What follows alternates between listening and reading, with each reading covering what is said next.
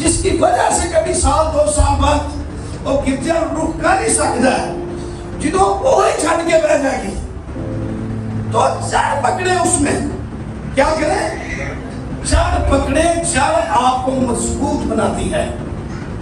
جڑ کیا کرتی ہے؟ مضبوط بناتی ہے۔ تو تیسری بات اس نے کہی، اس میں تعمیر ہوتے جو بلڈ اپ ہونا، آگے بدنا۔ پھر جب تک جڑ نہیں ہے مضبوط، آپ بڑے سے بڑا پودا زمین کے اوپر رکھ دو، بڑا کی نہیں ہوئے گا تو سکھے گئے، وہ تو سوکھنے کی طرف ہی جائے گا۔ اگر تعمیر ہوتے جائے، خدا یسوع مسیح کے خوبصورت اور جلالی نام میں آپ سب کی خدمت میں استعمال کرتا ہوں۔ عزیزو، شکر گزاری خدا کی طرف سے ایک مکاشفہ ہے۔ جس شخص کے پاس یہ مکاشفہ ہے وہ شکر گزاری کیے بغیر رہ نہیں سکتا۔ پولس رسول نے فلپیوں کے خط میں کہا کہ خدا کی شکر گزاری ہر بات میں کرو، اسی یسوع میں تمہاری بابت خدا کی یہی مرضی ہے۔ سو شکر گزاری خدا کو ساری قربانیوں میں سے سب سے زیادہ پسند ہے۔ لیکن جو شکر گزاری کی قربانی اترانتا ہے، خدا نے خود فرمایا ہے کہ وہ میری تمجید کرتا ہے، وہ میری تمجید کرتا ہے۔ تو شکر گزاری کرنا خدا کی تمجید کرنا ہے۔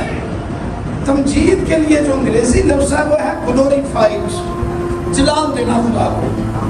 اپنی نعمتوں، اپنی برکتوں اور جتنی بھی خوشیاں ملی ہیں، ان سب کے لیے خدا کو جلال دینا کہ یہ ساری کی ساری برکتیں میرے زندہ خدا کی طرف سے مل رہی ہیں۔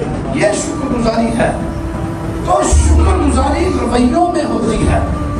شکر گزاری کہاں ہوتی ہے؟ جس کے رویے میں شکر گزاری ہے، اس کے اندر سے شکر گزاری کے دھارے ہمیشہ بہتے رہیں گے۔ جس کے رویے میں شکر گزاری نہیں ہے، اس کی شکر گزاری کے اندر مذہبی پن اور دھوکہ دہی ہی شامل ہوتی ہے۔ لیکن ساری قربانیوں سے زیادہ جس قربانی کو خدا پسند کرتا ہے وہ تھینکس گیونگ، شکر گزاری کی قربانی ہے۔ آؤ آج ہم خدا کے کلام میں سے اپنی رہنمائی کے لیے دیکھیں کلوسیوں کلیسیا کے نام لکھا گیا پولس رسول کا خط، اور اس کا دوسرا باب کلوسیوں کی کلیسیا کے نام لکھا گیا خط، دوسرا باب۔ ذرا پڑھنے والے بچوں کو جوڑ دیجیے گا۔ اس کی 6 اور 7 آیت آپ کے سامنے پڑھنے لگا ہوں۔ خدا کے کلام کو سنیے گا۔ بس جس طرح تم نے مسیح یسوع کو قبول کیا، اسی طرح اس میں چلتے رہو، اسی طرح اس میں چلتے رہو، اس میں جڑ پکڑتے اور تعمیر ہوتے جاؤ، اور جس طرح تم نے تعلیم پائی اسی طرح ایمان میں مضبوط رہو، اور خوب شکر گزاری کیا کرو۔ خدا کے کلام کے پڑھے اور سنے جانے کے وسیلے سے ہم سب کو برکت ملے، آمین۔ ہمارا آج کا ٹاپک ہے پرفیکٹ لائف ان کرائسٹ، مسیح میں کامل زندگی۔ کلوسیوں کی کلیسیا کو خط لکھتے ہوئے پولس رسول ایمانداروں کو کاملیت میں زندگی گزارنے کے بارے میں سکھاتا ہے۔ وہ یہ چاہتا ہے کہ مسیحی لوگ جنہوں نے زندہ یسوع مسیح کو قبول کر لیا ہے وہ کامل زندگی بسر کریں۔ کیسی؟ کامل کا مطلب ہے ایسی زندگی جو بے خطا ہے، جس کے اندر غلطیاں نہ ہو۔ پرفیکٹ لائف کی بات وہ کرتا ہے ایسے شخص کے لیے جس نے مسیح کو قبول کیا ہوا ہے۔ یاد رکھیے اس زمانے میں مسیح کو قبول کرنا آسان بات نہ تھی، کیونکہ مسیح کو قبول کرنے والوں کو عبادت خانوں سے بھی خارج کیا جاتا تھا، ان کو قتل بھی کیا جاتا تھا، سزائیں بھی لاگو کی جاتی تھی، سرکار کی املاک جلا دی جاتی تھی اور انہیں انتہائی بے بسی کی حالت میں زندگی بسر کرنا پڑتی تھی۔ بعض کو وہ زندہ درندوں کے آگے پھینک دیا کرتے تھے۔ لہٰذا پولس رسول یہ بات کر رہا ہے کہ مسیح یسوع کو قبول اگر کر لیا ہے تو آپ کی لائف کامل، آپ کی کامل زندگی ہونی چاہیے، اور اس کامل زندگی کے لیے وہ 5 باتیں بتاتا ہے۔ نمبر 1، اس نے کہا ہے کہ واک ان جیسس کرائسٹ، مسیح میں چلتے رہو۔ اگر آپ چاہتے ہو تو کامل زندگی گزارو۔ مشکلات آئیں گی، پریشانیاں آئیں گی، حالات آپ کے خلاف ہو سکتے ہیں، مخالفتیں ہو سکتی ہیں، نفرتیں کی جا سکتی ہیں، لیکن تم نے مسیح خداوند میں مسلسل چلتے رہنا چاہیے۔ آج بہت سارے لوگ توبہ کرنے کے بعد بیک سلائڈ ہو جاتے ہیں، پرانی زندگیوں میں واپس چلے جاتے ہیں۔ مجھے یہاں سن کر بڑا اچھا لگ رہا تھا، گواہی سن کر، سن 2001 سے یعنی 23 سالوں سے بھائی منیر بتا رہے تھے کہ میں مسلسل خدا کے ساتھ چل رہا ہوں، اور جب بندہ مسلسل خدا کے ساتھ چلتا ہے تو وہ برکتیں بھی بے شمار دے دیتا ہے، انگنت دے دیتا ہے، بہت ساری ضرورتیں بھی پوری کر دیتا ہے، اور بہت سارے مسئلوں کو بھی حل کر دیتا ہے۔ یہی بات رسول یہاں پر کہہ رہا ہے کہ پرفیکٹ لائف کا پھیل یہ ہے کہ آپ مسیح میں چلتے رہیں، دنیا کے حالات کچھ بھی ہو جائیں، پریشانیاں آ جائیں، مہنگائی ہو، بے روزگاری ہو، کئی طرح کے خطرات لاحق ہوں، لیکن مسیح میں چلنا کبھی نہ چھوڑیں۔ مسیح میں اگر آپ چلتے رہیں گے تو آپ اپنی منزل پر پہنچ جائیں گے، اور آپ کی منزل دراصل آسمان کی بادشاہی ہے۔ بائبل مقدس میں پیدائش کی کتاب میں لکھا ہوا ہے کہ ہنوک 365 سال اس نے عمر پائی، اور وہ خدا کے ساتھ ساتھ چلتا رہا، اور خدا کو پسند آیا، اور خدا نے اسے خدا آسمان پر اٹھا لیا۔ تو خدا کے ساتھ جو چلتے ہیں، خدا ان کو پسند کرتا ہے، خدا ان کو بلیس کرتا ہے، خدا ان کے لیے دروازے کھولتا ہے۔ ایسی ہی صورتحال ابراہیم کی بھی تھی۔ ابراہیم بھی مسلسل خدا کے ساتھ چلنے والا تھا۔ خدا نے ابراہیم کو کہا کہ اپنے وطن اور اپنے ناطے داروں کے بیچ میں سے نکل، اور وہ ملک، وہ جگہ جہاں میں تجھے لے جانا چاہوں گا، تو وہاں پر چل، تو میں تجھے برکت دوں گا، اور تیری نسل کو آسمان کی ستاروں کی مانند اور ریت کے زروں کی مانند بنا دوں گا۔ ابراہیم نے خدا کے ساتھ چلنا شروع کر دیا۔ خدا نے کہا تھا ناطے داروں کو چھوڑ، ناطے داروں کو چھوڑ۔ اچھا، ساتھ اس نے اپنے بھتیجے لوط کو بھی لے لیا، اور بیوی بھی، بچے بھی، رشتہ دار بھی۔ خدا نے کہا اچھا برکت میں رکاوٹ پیدا ہو گئی، مشکلات آنا شروع ہو گئی۔ فرعون جو مصر کا بادشاہ تھا، اس نے اس کی بیوی سارا کو اپنے گھر میں بلا دیا، اور اسے اپنی بیوی بنانے کے لیے کا فیصلہ کر دیا۔ خیر خدا نے وہاں مداخلت کی، سارا کی پروٹیکشن کی، خدا نے سارا کو بچا لیا اس کے ہاتھوں سے، اور خدا نے لکھا ہے کہ فرعون کے گھر کی ساری عورتوں کو بھانج کر دیا۔ خدا نے کہا جب تک سارا کو تو ابراہیم کو واپس نہیں کرے گا، اور ابراہیم تیرے لیے دعا نہیں کرے گا، تیرا سارا خاندان تیرا کبھی بات پیدا نہیں کر سکتا۔ تو پھر اسے دینا پڑا، نام و کلام بھی دیے، اور ابراہیم نے دعا کی، اور پھر ان کا بھانج پن ختم ہو گیا۔ پھر ابی ملک ایک دوسری جگہ پر، ابی ملک نے جو ہے وہ اس کی بیوی کو اپنی بیوی بنانے کے لیے بلا دیا۔ پھر خدا نے مداخلت کی، اور ابی ملک کو آرڈر کیا کہ یہ شخص نبی ہے، جس کی بیوی ہے، تو اسے واپس کر۔ تو مسائل آ رہے تھے۔ ایک دن پھر خدا کے سامنے وہ چلا گیا گلا کرنے، کہتا ہے خداوند تو مجھے کیا دے گا، تو مجھے کیا دے گا؟ خدا نے کہا کہ اے ابراہیم، میں تیرا اجر اور تیری بہت بڑی صفت ہوں۔ اجر کا مطلب ہے ریوارڈ، تحفے، گفٹ، برکتیں جتنی بھی تیری ہیں وہ میں ہوں۔ اچھا، جتنی برکت خدا ہو گئی، ان میں کسی اور کی چیز کی کمی ہو سکتی ہے، لیکن وہ مایوس، نا امید، اپنے خیمے کے اندر بیٹھا ہوا۔ خدا نے ابراہیم کو کہا کہ میں تیری سپر ہوں. سپر کا مطلب ہے حفاظت کرنے والی شیلڈ جو آگے سے پیچھے سے تجھے پروٹیکٹ کرتی ہے.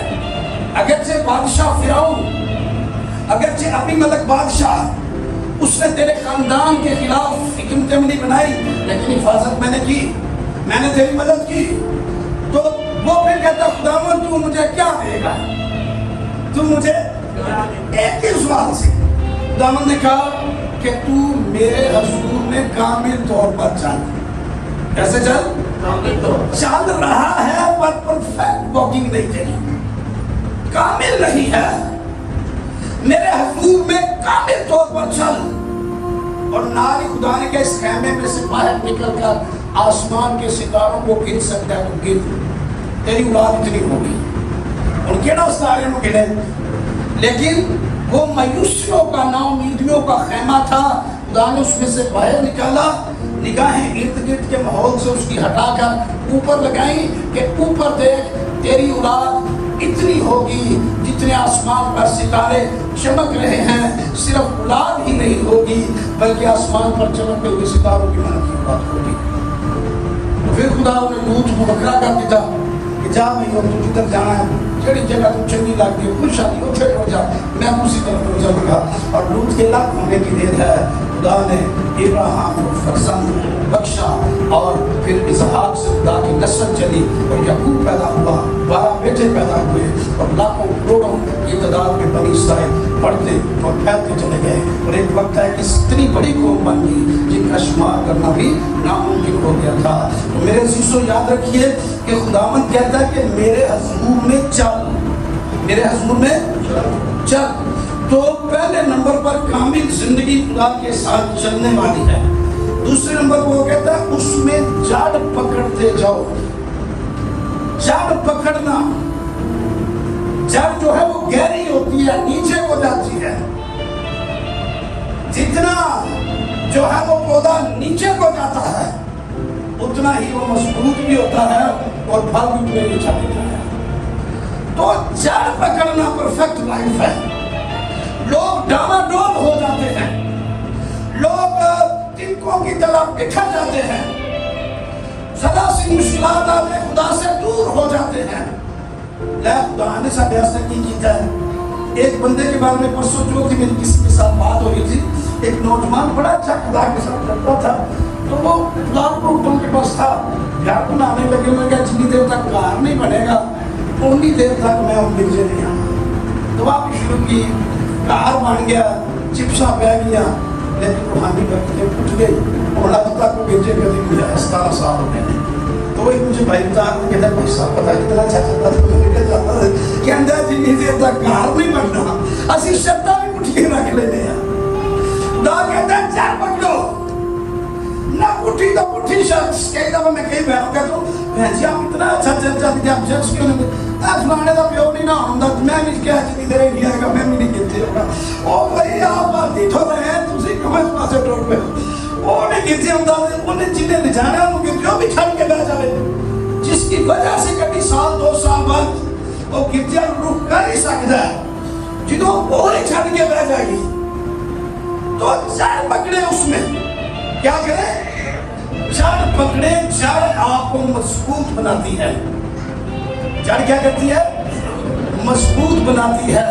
تو تیسری بات اس نے کہی اس میں تعمیر ہوتے ہو، بلڈ اپ ہونا، آگے بدنا. پھر جب تک جڑ نہیں ہے مضبوط، آپ بڑے سے بڑا پودا زمین کے اوپر رکھ دو بڑا کی نہیں ہوئے گا، تو سوکھے گئے، وہ تو سوکھنے کی طرف ہی جائے گا. اگر تعمیر ہوتے جاتے ہیں تو آپ کی لائف بلڈ ہونا شروع ہو گئی ہے، اور تعمیر ہونا بھی ضروری ہے. اگر آج آپ کے پاس خدا کی طرف سے کوئی برکت ہے تو وہ ملٹی پلائی ہونی چاہیے آنے والے سالوں میں. کئی لوگ ہوتے ہیں 20 سال ہو گئے چرچ جا رہے ہیں، جتنا کہیں گرجے دعا ہی نہیں لگتی. تو تعمیر ہوتے لکھا جائے، یہ پڑھنے کا عمل ہے. ایماندار زندہ ہیں، لائف ہیں، اور یہ قانون فطرت ہے کہ جو زندہ چیز ہے بڑھتی ہے. اسی طرح نا ڈیڈ مردہ بے جان چیزیں نہیں بڑھتی. ਤੁਹਾਨੂੰ ਦੇ ਪੱਥਰ ਜਿਹੜੇ ਨੇ وہ भी जिंदा ही किया गया बाइबल है कि तुम जिंदा पत्थर हो, खुदा की कलीसिया का और रूहानी घर बनते जाते हो। तो हमारी जिंदगी बढ़ने वाली, ग्रो करने वाली, बिल्डअप होने वाली है। हमें तमीर होना है, स्पिरिचुअली तौर पर मजबूत होना है। ये परफेक्ट क्रिश्चियन लाइफ है। ये आगे बढ़ते जाइए, बरकतें और ज्यादा मिलती चली जाए। तो मेरे शिष्यों याद रखिए कि यहाँ बिल्डअप होने की बात की जा रही है। कलाम यही फरमाता है कि तुम आगे बढ़ते चले जाओ।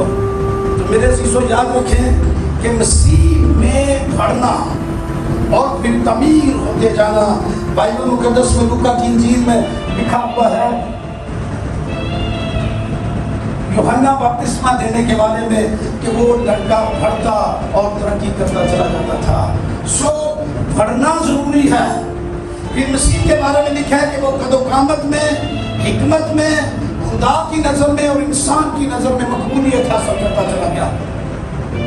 ये नहीं कि सिर्फ रूहानी चीजों में आगे बढ़ते हैं, बल्कि इंसान की नजर में भी मकबूलियत हासिल करना और खुदा की नजर में मकबूलियत हासिल करना। तो ये बढ़ते जाओ लिखा हुआ है कलाम में। उसमें और भी लिखे जो तालीम पाई है उसी तरह ईमान में मजबूत भी रहो। तो चौथी बात, ईमान में मजबूत रहना, ये हमें परफेक्ट क्रिश्चियन लाइफ की तरफ लेके जाता है। मसीही कंप्लीट जिंदगी, कामिल जिंदगी की तरफ, कामलियत में बढ़ने के लिए ईमान बहुत जरूरी है। एक याद रखो, ईमान का मतलब यही नहीं कि आपको कोई चीजें ही लेते रहना कि ये खुदावंद मुझे शिफा दे मिल गई तो मेरा बड़ा ईमान है। इसका नहीं बोला बड़ा ईमान है। पैसे मंगिए, पैसे मिल जाके बड़ा ईमान है थोड़ा, तो अपनी दुआ करते मिल जाते। असली ईमान समझने सिर्फ लैन ईमान का जो इब्रानी में उसने अमूना, इसका मतलब है वफादार रहना। असल में इसका क्या मतलब है? वफादार रहना खुदा के साथ, ये ईमान है। और लिखा अगर ऐसा ईमान तुम्हारा होगा तो पहाड़ से भी कहोगे हट जा तो पहाड़ को सच कोई काम तुम्हारे लिए नामुमकिन नहीं होता। सो ईमान एक ताकत है, ये सहरा में नदियां जारी कर देता है। ईमान एक ऐसी ताकत का नाम है कि जब बनी इस्राइल उनके मिस्र से निकले, सफर 40 साल का था। कितने साल का? 40 साल। ते आटा बड़ी गल एक से तो एक मट्टी चुक ले आए होंगे, वो सारा कुछ जाता रहा, रोटी खत्म हो गई। मूसा को पता था कि ही इज प्रोवाइडर, वो मुहैया करने वाला है, वो देगा। वो दुआ करता तो आसमान से मन 40 साल उनके लिए बरसता रहा।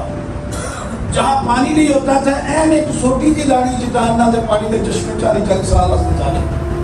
आखिर सुंदर आ गया, पीछे फिरौन के रात आ रहे थे। सारी कौम मायूस हो गई। उन्होंने कहा कि आप मिस्र में कब्रें नहीं थी हमारे मरने के लिए, उथे ही बना मर जाते दा सानू, इथे जो मरांगे इथे तो खुना वाला भी कोई लभेगा, इधर कब्रें भी नहीं होगी। तो मूसा ने कहा चुपचाप खुदा की निजात का काम देखो, दिस इज फेथ।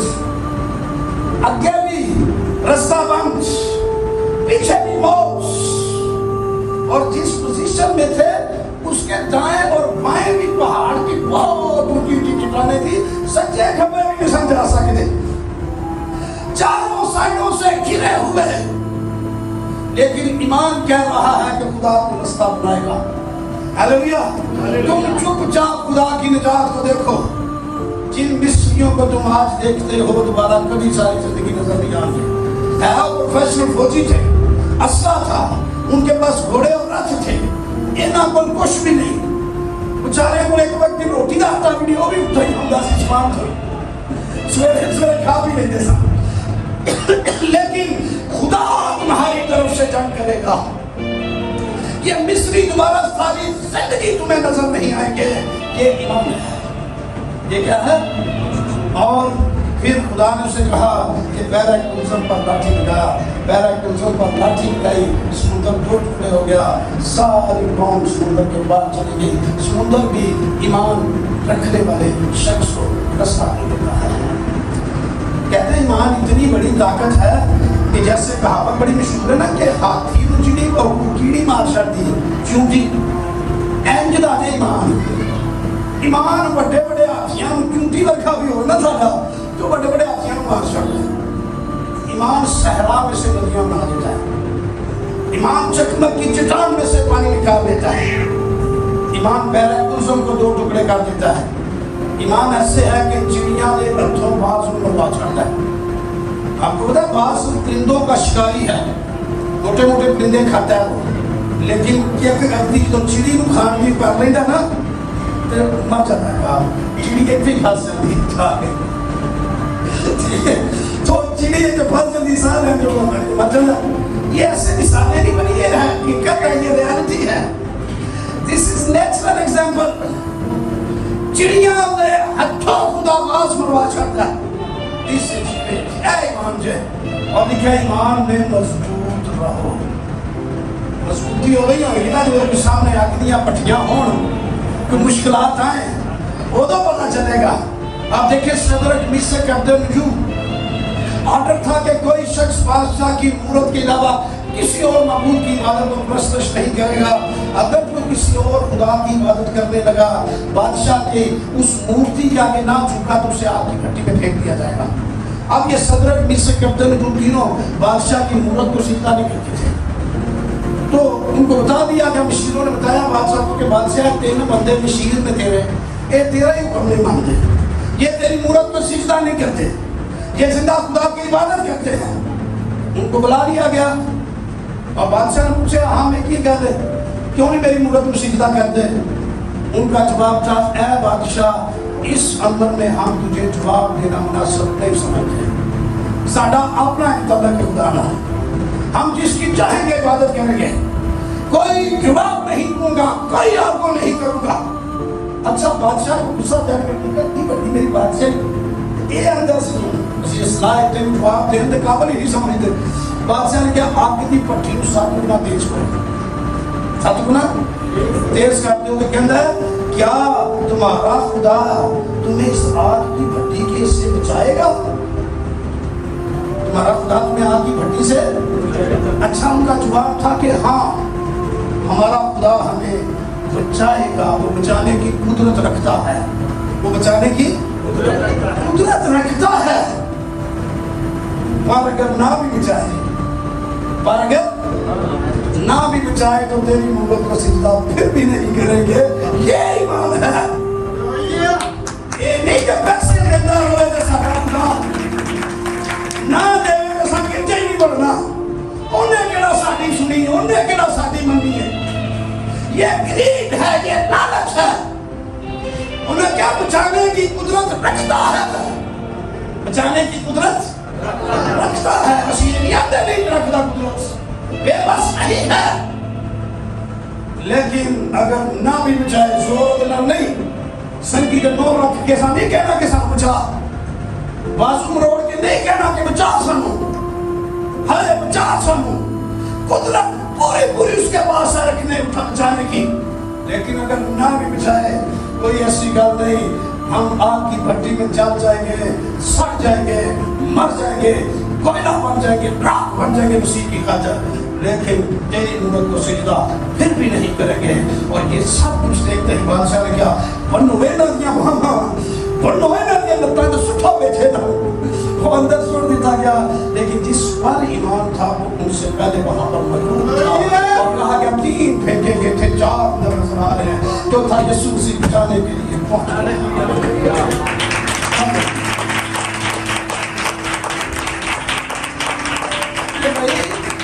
और जरूरत पूरियां करता जो आ जाता बचान, पर अगर ना भी बचाए, 1 महीना पैसे ना भी देवे तो की ठीक है मैं अब कभी एक दिहाड़ी ना भी मिलेगा 1,000 रुपया तो क्या हो जाएगा? ना भी बचाए तो इबादत किसी और की नहीं करनी, कि तो छुट्टी नहीं करनी, हम अपने जिंदा पर कोशिश करेंगे। हालेलुया। इस्लाम की देता है, यही लोग कहते हैं ना भी दे तो किसी और की इबादत नहीं करेंगे।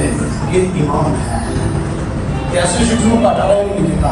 5वीं और आखिरी बात, کلام میں لکھی لیا کہ خوب شکر گزاری کبھی کرو. کتنی کرو؟ خوب کا مطلب بہت زیادہ شکر گزاری. یہ رویہ ہونا چاہیے, صرف رسم نہیں, شکر گزاری رویہ ہے. This is nature.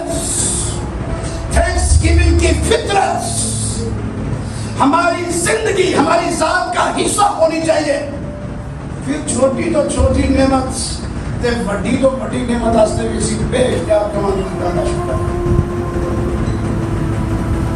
یہ نہیں اس قرآن میں تو ایمان دے چلا تو سامنے تھوڑا کہ یہاں پوچھئے نا کہ کیا آجاد ہے وہ ایڈا کٹے دیرنا شکریہ کہنے نے خدا دا شکر ہے کہ پھر کہتا کہ ایتھی بیک رہوں لگ بھی یہ خودی شکر گزاری نہ ہو چاہیے. بس شکر ہے جی کی کریے جی بس جیڑے اینج لگتا ہے جو میں گلے میں کرتے ہیں خدا نے شکر گزاری نہیں کرتے. شکر گزاری رویہ ہے, شکر گزاری زندگی کے اندر ہونی چاہیے. یہ ناشکرا پن ہے. یہ کیا ہے؟ تو تلیا کرنے نا کہ کریے جی بس بس میں شکر کریے جی بس یہ دا مطلب ہے شکر کاٹ ہو رہا ہے گلا پودا ہو رہا ہے. شکر گزاری خوب شکر گزاری, کتنی شکر گزاری, خوب شکر گزاری اس کی کرے. یہ بائبل کہہ رہی ہے. اور خوب شکر گزاری کرنے والے کی ساری ضرورتیں ہوتی ہیں. اچھا ایک شخص کا دور مجھے بڑا پسند ہے. ایک شخص کا کہ خدا کا خادم کہتا ہے کہ جڑا شکر گزار شخص ہے نا, آدھا گلاس ہوئے پانی کا یا کسی بھی چیز کا, برتنوں کا نیم تو آپ سمجھ لیں, آدھا گلاس ہے. کتنے؟ آدھا گلاس پر یہاں نظر ہوتا ہے. شکر گزار شخص آدھا گلاس بڑا ہوا نظر آتا ہے, وہ کہتا ہے خدا کا شکر ہے. تو جڑا نا شکر ہے نا وہ آدھا خالی لگتا ہے. ادھے میں نظر ہے تھوڑا جائے میں کی کرنا ہے میرے لیے نہ بس اتنا بھی میرے مجھے چاہیے مجھے چاہیے. یہ ہے نا شکرہ نا شکرے ادھا خالی لگتا ہے. تے شکر گزار ادھا گلاس بھریا کہا کہ آدھا بھرا ہوا گلاس ہے میرے پاس پانی کا, وہ کہے گا ادھا خالی ہے. ٹھیک ہے, تو اس کو خالی نظر آتا ہے. شکر گزاری خوب کریں. آج یہ خاندان خوب شکر گزاری کرنے کی خدا کی حضوری میں ہے. مجھے خوشی رہی ہے آج ہماری بہن سوریہ نے گیت گائے ہیں بھائی منیر کے ساتھ, اور یہ بڑا سٹیمنا ہے آپ کا پہلی بار یہ گیت گانا, لیکن شکر گزاری یہی ہے. بعض لوگوں میں شکر گزاری ہو رہی ہے پادری کا اللہ چلا ہم سنا کے کسی میں اسی نہیں ہو جاتا وہ بار پانڈے تو پلیٹا صاحب کا بہت پاس سے لگے رہتے ہیں آپ بھی سنتے نشان ہو جائے. یہ شکر گزاری نہیں ہے. تھینکس گیونگ یہ ہے کہ آپ دل سے خوب سے اللہ کی شکر گزاری کریں. اور یہ بھی ضروری نہیں کہ آپ کو دیگ دینے کی توفیق نہیں, پیسے دینے کے بعد شکر گزاری نہ کریں. شکر گزاری کئی طرح کی ہے جس پر ہم بعد میں کسی وقت بات کر سکتے ہیں. بائبل میں لکھا ہے حمد کرتے ہوئے اور شکر گزاری کرتے ہوئے اس کی بات فاٹکوں میں داخل ہو. تو جب آپ اس کے گھر میں حمد کرتے ہوئے آتے ہیں تو دار السلام شکر گزاری کر لیتے ہیں. کھلے دل میں کسی حاجی یہ نہ اندر, یہ بھی شکر گزاری ہے. گلے شکووں سے پاک عبادت اگر آپ کر لیتے ہیں یہ شکر گزاری ہے. جب چرچ کرن تو بعد انی پانڈ گلیاں دی لے کے بیٹھ جانا انج ہو گیا بھائی صاحب, تو وہ کیڑی عبادت ہے؟ شکر گزاری کے ساتھ بھر جائیں. اور یہ ہے خوب شکر گزاری. میرے عزیز بھائیوں میری بہنوں, اگر آپ ان 5 باتوں کو لے کر مسیح میں چلیں گے یسوع مسیح آپ کو کامل زندگی بخش دے گا. اور ہم دعا کریں خدا کی حضوری میں جھک جائیں, اپنی آنکھوں کو بند کر کے تھوڑی دیر کے لیے شکر گزاری کیجیے. ہیلیلویا. اپنے زندہ خدا کے حضور میں شکر گزاری سے آ جائیں. 1-2 منٹ کے لیے سارے اپنے لبوں کو کھول کر شکر گزاری کریں. ہیلیلویا.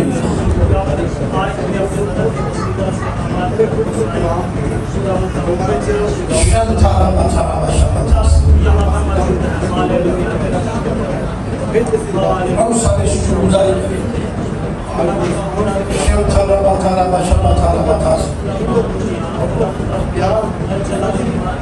ہاللویا ستائش